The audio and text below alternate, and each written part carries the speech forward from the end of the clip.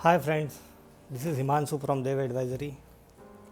और सबसे पहले आप सबको इंडिपेंडेंस डे की खूब खूब शुभकामनाएं।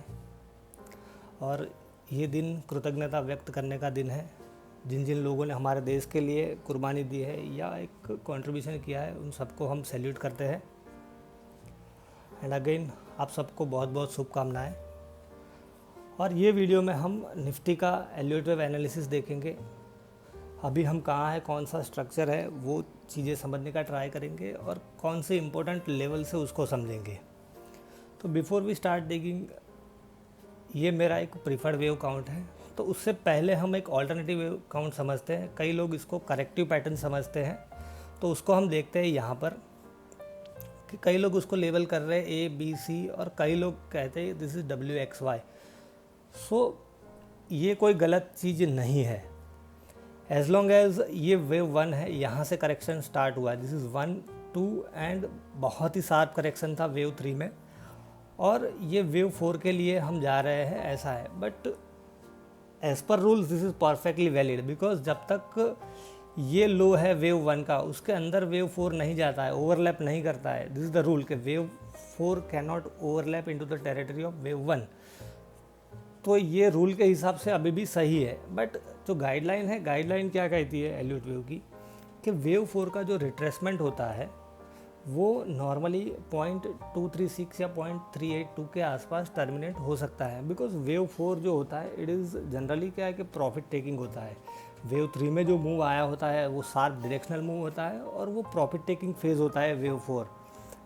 तो डेफिनेटली गाइडलाइन के हिसाब से तो ये वेव 4 नहीं लग रहा है, और मेरा भी मानना वही है। तो ये करेक्टिव पैटर्न नहीं है, ये इम्पल्सिव पैटर्न है। पहली तो चीज़ ये है।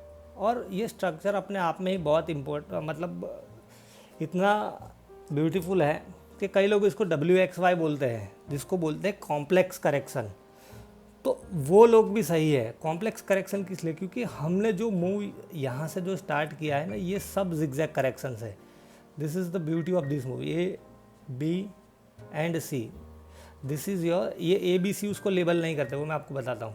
अगेन वी हैव ABC, यहाँ से ABC, और ये जो पूरा मूव है last, this is also ABC, यहाँ से A B and C।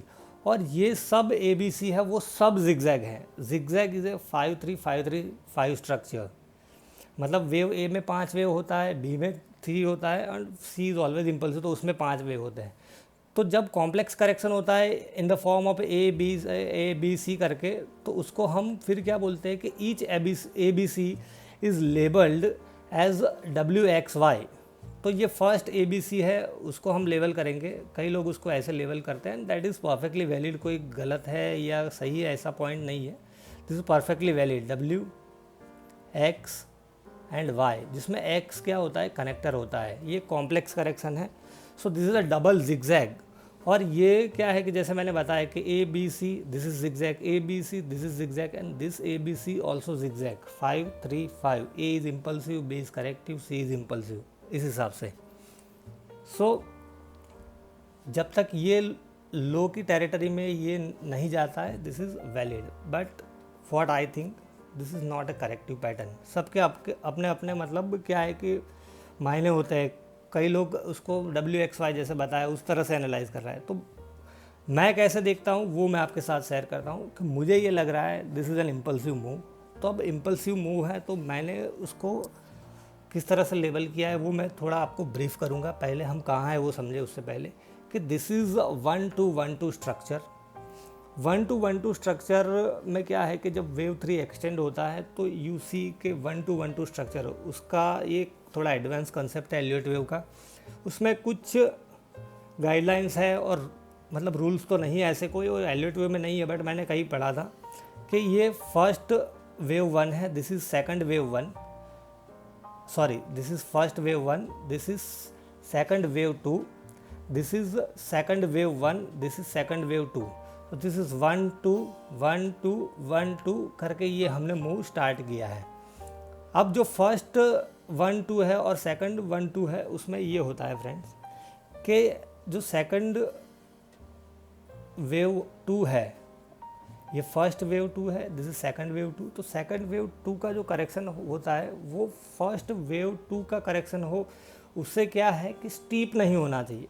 Both of these are zigzag patterns. But ये देखो ये करेक्शन क्या था कि बहुत ही स्टीप करेक्शन था। इसने 5 दिन में ये 1000 पॉइंट का करेक्शन दिया, 8522 से लेके 8055, मतलब 983 या 985, ऑलमोस्ट 1000 पॉइंट का करेक्शन है और वो 5 दिन में कंप्लीट हो गया था।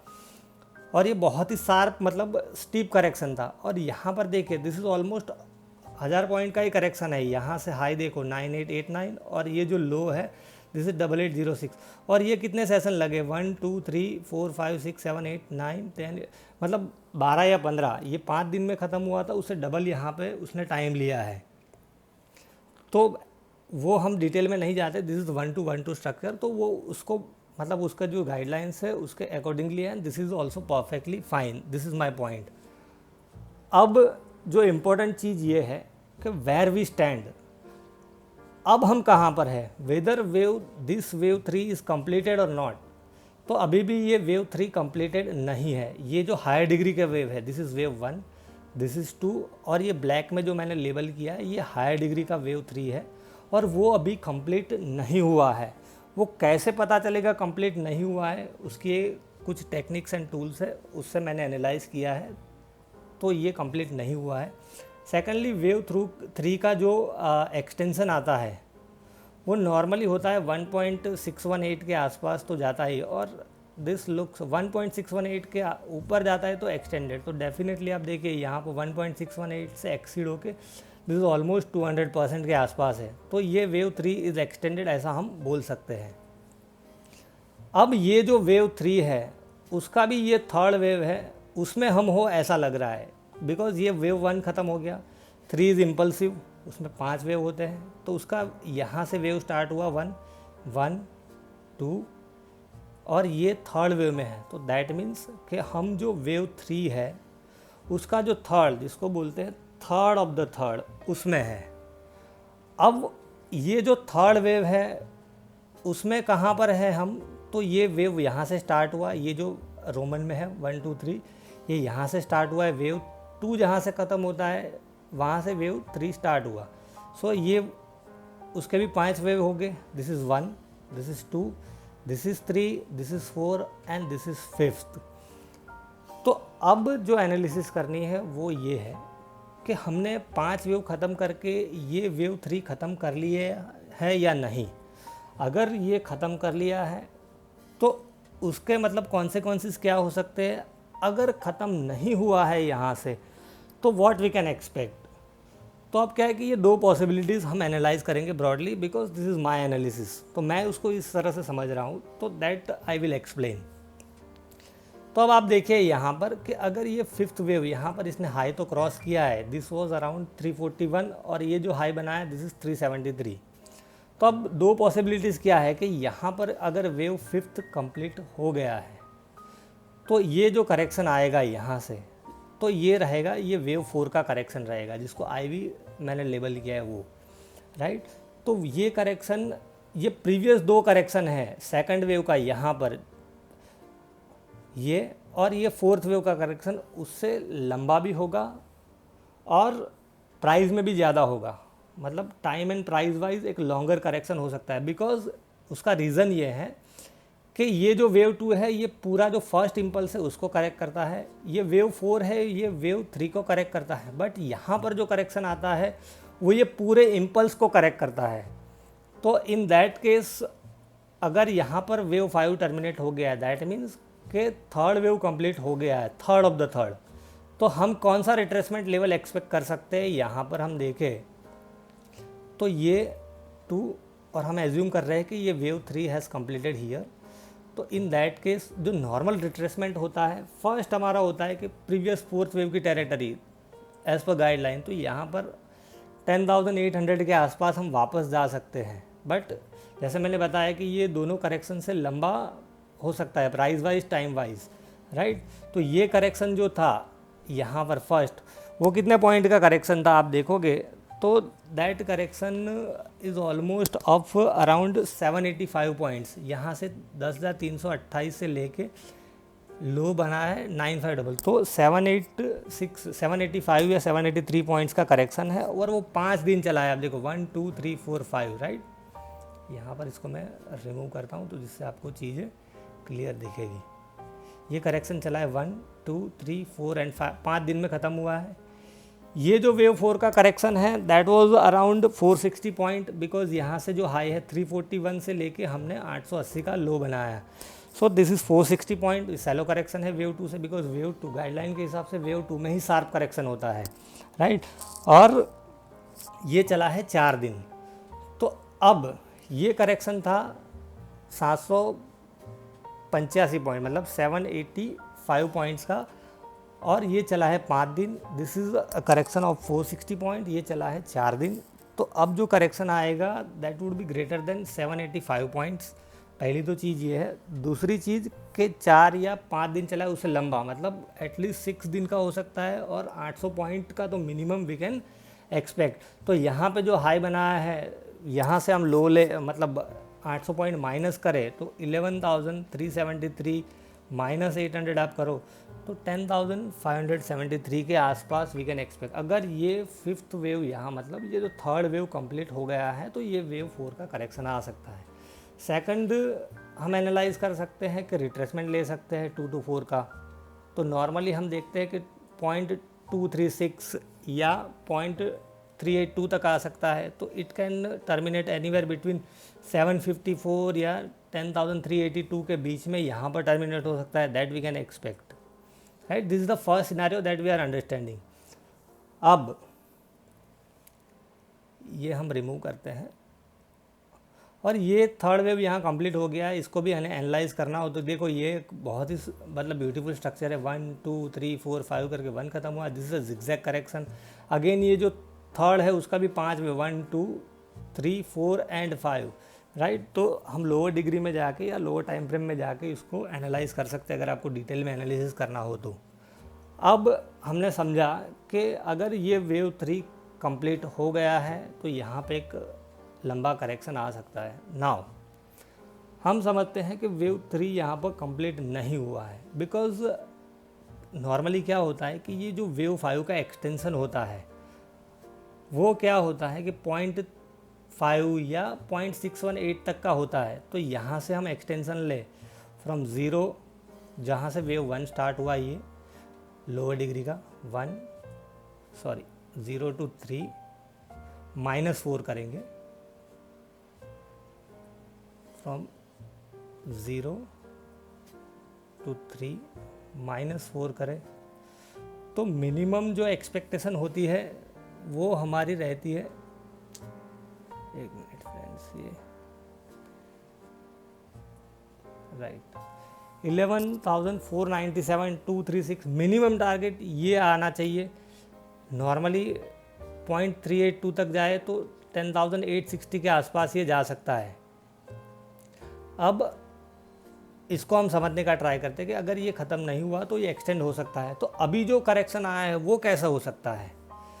तो अब क्या है कि ये जो 2 स्विंग्स है दैट इज़ मतलब ये बहुत इंपॉर्टेंट है। यहाँ पर 373 का और यहाँ पर जो लो है 882 का, ये जो 2 स्विंग्स हैं दिस स्विंग्स आर इम्पोर्टेंट। अब ये स्ट्रक्चर को हम थोड़ा डिटेल में समझते हैं, बिकॉज अब क्या पॉसिबिलिटीज़ हो सकती है।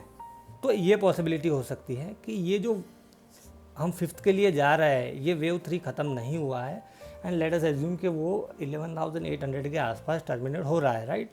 तो अगर ये वेव फिफ्थ के लिए हम वापस जा रहे हैं तो क्या पॉसिबिलिटी हो सकती है कि ये फर्स्ट वेव हो सकता है। बिकॉज जो फिफ्थ वेव बनेगा मतलब जो थर्ड वेव है उसका जो थर्ड वेव है उसका जो फिफ्थ वेव बनेगा, अब उसका ये फर्स्ट वेव ही कंप्लीट हुआ हो, this could be a second of third of third.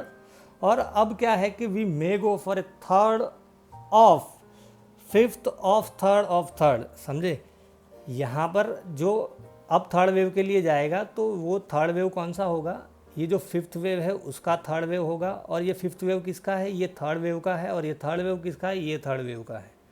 समझ गए। तो इसको हम छोटे डिग्री में एनालाइज करूँगा तो आपको चीज़ें पता चलेगी यहाँ पर कि इसको हम रिमूव कर देते हैं पहले। और let us remove this, let me remove all drawings.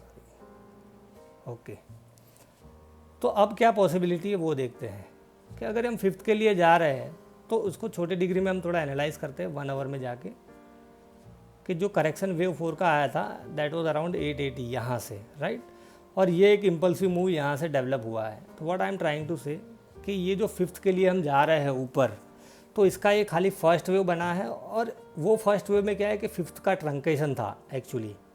तो this could B wave 1 of जो फिफ्थ के लिए जा रहे हैं उसका है, और दिस कुड बी वेव 2 का करेक्शन हो सकता है। तो ये करेक्शन अब कहाँ तक ख़त्म हो सकता है, तो हम उसका रिट्रेसमेंट ले यहाँ से, तो 0.382 या फिर 0.786 0.618 के आसपास ये टर्मिनेट हो सकता है। तो देखो यहाँ पर 0.5 के आसपास तो ये करेक्शन आ गया है, राइट, और स्टिल देयर इज़ रूम के यहाँ पर 10,990 या 11,070 के आसपास ये करेक्शन आ सकता है, बिकॉज ये शार्प वेव ए है, we may got a bounce in wave B और फिर नीचे आए, ऐसा हो सकता है। लेट मी एक्सप्लेन कि वो कैसे मैं आपको बताता हूँ। लेट मी यूज़ पॉलीलाइन, तो आपको चीज़ें पता चलेगी यहाँ पर। This is what I am trying to say कि ये एक शार्प करेक्शन आया है यहाँ पर, then we may bounce like this, और यहाँ पर इसको मैं चेंज करता हूँ कलर जिससे आपको दिखे, तो मेक इट ब्लू।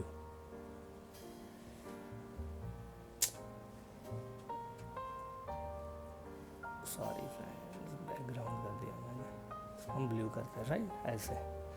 नाउ तो ये ABC करेक्शन हो सकता है, और ये लो को उसको ब्रीच नहीं करना चाहिए। अदरवाइज़ फिर क्या है कि हमने जो एनालाइज किया है वो थीसिस हमारी सही हो जाएगी कि ये वेव 4 के करेक्शन में हम वो काफ़ी लंबा चल सकता है।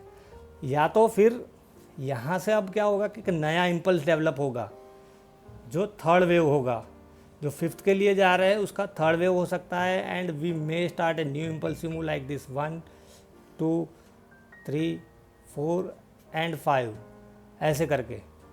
So this is what I am trying to say. तो अब यहाँ से कैसे डेवलपमेंट आते हैं, that would be more interesting. जैसे हमारी बात हुई इन शॉर्ट कि अभी हम करेक्टिव फेज में है, तो this could B wave 2 of this fifth. ये फिफ्थ यहाँ पे कंप्लीट नहीं हुआ है, ये 11,800 के आसपास हम एक रफली बोल रहे हैं। उसका एक्सटेंशन का हमने टारगेट लिया कि अगर वापस मुझे समझाना हो आपको तो यहाँ से एक्सटेंशन लेके आई कैन एक्सप्लेन आपको यहाँ से कि वी कैन स्टार्ट फ्रॉम 0, यहाँ से ले लो भाई, 0 to 3 -4 करें तो मिनिमम जो टारगेट आता है वो 11,800 के आसपास, या तो फिर 11,473 के आसपास आता है। तो जैसे हमने बात हुई कि उस हिसाब से फिर ये यहाँ से सेकंड वेव कंप्लीट करके ये एक नया इम्पल्सिव मूव दे सकता है, right. This is also another possibility. तो ये स्विंग हाई ब्रीच होगा तो हमें इसका कंफर्मेशन मिलेगा। ऑन द कॉन्ट्ररी अगर हम ये बिगर वेव 4 में है तो ये जो प्रीवियस फोर्थ वेव था उसका लो ब्रीच होगा तो हमें करेक्ट मतलब उसका कंफर्मेशन आएगा कि वेव 5। तो यहाँ पर ये जो फिफ्थ वेव ख़त्म हो गया है तो दिस करेक्शन कुड भी मतलब जैसे हमने देखा कि लार्जर हो सकता है प्राइस वाइज और टाइम वाइज। तो आई होप फ्रेंड्स कि ये एनालिसिस से आपको ज़रूर हेल्प मिलेगी। Thank you.